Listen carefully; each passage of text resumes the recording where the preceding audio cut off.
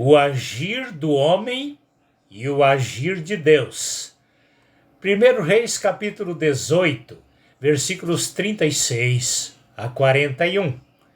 Sucedeu, pois, que oferecendo-se a oferta de manjares, o profeta Elias se chegou e disse: Ó Senhor, Deus de Abraão, de Isaque e de Israel, manifesta-se hoje que tu és Deus em Israel e que eu sou teu servo e que conforme a tua palavra fiz todas estas coisas.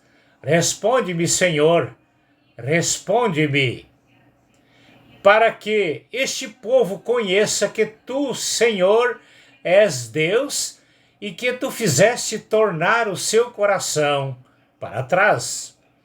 Então caiu o fogo do Senhor e consumiu o holocausto, e a lenha, e as pedras e o pó, e ainda lambeu a água que estava no rego. O que vendo todo o povo caiu sobre os seus rostos e disse: Só o Senhor é Deus, só o Senhor é Deus. E Elias lhe disse: Lançai mão dos profetas de Baal, que nenhum deles escape. E lançaram mão deles, e Elias os fez descer ao ribeiro de Quizom, e ali os matou. 1 Reis capítulo 18, versículos 36 a 41. A história do povo de Israel, com o profeta Elias como o protagonista, hoje se repete entre nós. O rei Acabe de Israel se casa com Jezabel, uma rainha dos Sidônios, idólatra, tendo como seu deus Baal e extremamente imoral. Jezabel casou-se com o rei Acabe, rei de Israel, para implantar o sistema anti-Deus em meio ao povo de Deus, um prenúncio do que estão tentando implantar no Brasil hoje. Deus levantou o profeta Elias para bater de frente contra todo aquele exército pagão, as blasfêmias de Jezabel e com seus 450 profetas de Baal. Com a implantação da idolatria, Deus lançou sua maldição contra Israel, não permitindo chover durante 3 anos e meio. Assim diz Tiago, capítulo 5, versículo 17, em sua carta. Elias era homem sujeito às mesmas fraquezas que nós, e orando pediu que não chovesse por 3 anos e 6 meses. Não choveu sobre a terra.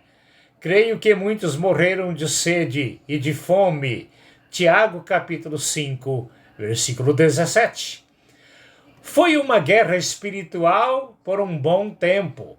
Enquanto isso, Deus preparou o profeta Elias e mandou-o para a beira de um córrego por nome Querite.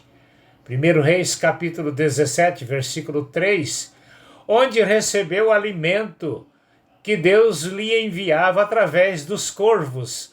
E depois que o córrego secou, foi buscar amparo enviado por Deus na casa da viúva em um lugarejo por nome Sarepta. 1 Reis capítulo 17, versículos 8 a 16, onde Deus nunca deixou faltar alimentos até que voltasse a chover sobre as terras de Israel. A lição que aprendemos com aquela experiência do profeta Elias e a idolatria em Israel, encabeçada por Jezabel, é que quando um satanista entra para governar o povo de Deus, o país entra em maldições. Isso nós temos visto acontecer nos países vizinhos e agora poderá acontecer no Brasil. O candidato da esquerda, durante a sua campanha, disse que sua eleição seria por Xangô, um personagem agente de Satanás, e que nem Jesus Cristo impediria a sua eleição. Lembro-me de Tancredo Neves, que logo após o governo militar, na disputa da presidência do Brasil, disse que nem Deus o impediria de ser eleito. Tancredo Neves foi eleito, mas morreu antes de governar. O agir de Deus. O atual governo, supostamente perdedor no seu primeiro governo turbulento, graças à Suprema Corte, estabeleceu como base do seu governo o seguinte tema e divisa: Deus acima de todos, e conhecereis a verdade, e a verdade vos libertará. Evangelho segundo escreveu o apóstolo João, capítulo 8, versículo 32. Como o palácio era dominado por feiticeiros, o presidente e a primeira-dama substituíram todas as bugigangas feiticeiras do palácio pela palavra de Deus. Sem dúvidas, Deus se agradou disso, pois em terra de Deus não deve haver lugar para os cultos a Satanás. A Bíblia diz que não há comunhão entre a luz e as trevas, ou seja, entre Deus e o diabo. Tudo isso provocou Satanás e o inferno, que partiu para a luta usando políticos corruptos, a Suprema Corte e inimigos humanos, inclusive supostos evangélicos e pseudos pastores, proporcionando ao presidente uma tormenta 24 horas por dia, tentando derrubá-lo do poder.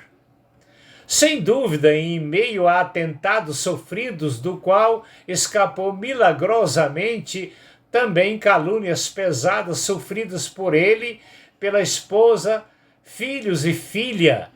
O pior é que havia supostos pastores aliados a Satanás para incrementar ainda mais as perseguições contra ele.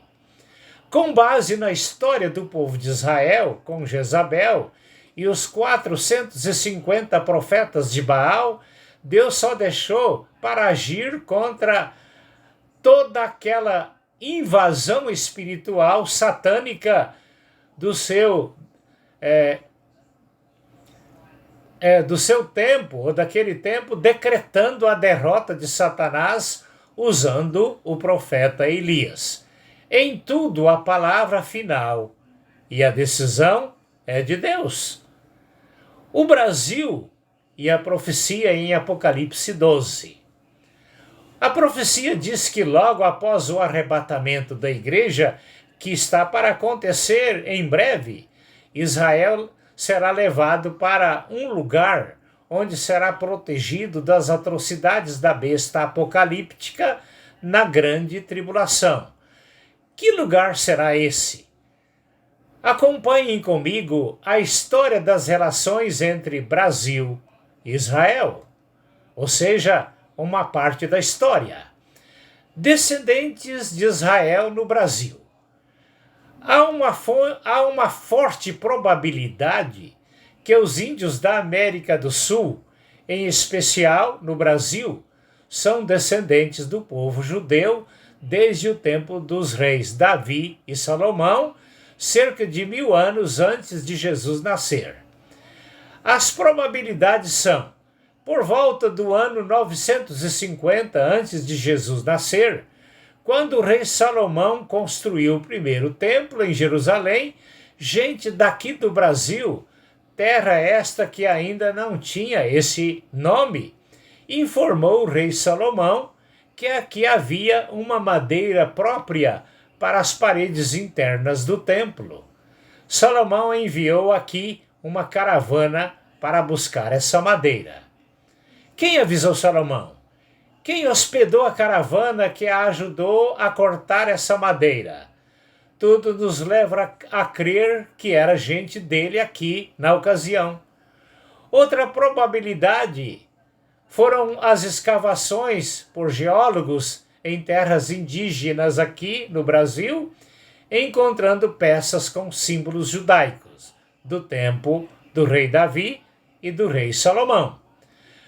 Quando vejo povos de países vizinhos deixando seus países e vindo para o Brasil, pergunto: porventura não são esses imigrantes descendentes de Israel sendo conduzidos por Deus para serem protegidos aqui das atrocidades da besta apocalíptica?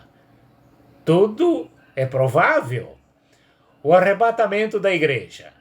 Apocalipse capítulo 12, versículo 5, diz que logo após o arrebatamento da igreja, Israel será levado para o seu lugar preparado por Deus para o refúgio das atrocidades da besta apocalíptica. 2 rabinos judaicos gravaram vídeos de Jerusalém dizendo que tudo indica que esse lugar poderá ser o Brasil. Deus é quem coloca líderes nas nações para cumprir seus propósitos. Quando o diabo percebe isso, coloca precipitadamente seus líderes para impedir a vinda do povo de Israel, que ele, durante toda a história do povo de Israel, vem tentando varrê-lo do planeta, mas sempre são os exércitos dele que são destruídos. Diante disso, pergunto: será que Satanás vai manter aqui por muito tempo seus representantes na presidência do Brasil, colocados de forma, ou seja, com jogos sujos, jogos políticos não convenientes? É bom lembrar que aqueles que os inimigos do Brasil colocaram na presidência, não foi Deus quem os colocou. Deus não aprovou isso e nem aprova. Se não foi Deus quem os colocou, em breve serão tirados do poder diretamente pelo próprio Deus, ou mesmo Deus usando seus agentes como as Forças Armadas e outros, ou exército de anjos de Deus para isso. Homem nenhum e nem Satanás conseguem alterar os projetos de Deus. Confiemos nisso e façamos a nossa parte orando e jejuando para que Deus seja o comandante soberano deste país chamado Brasil.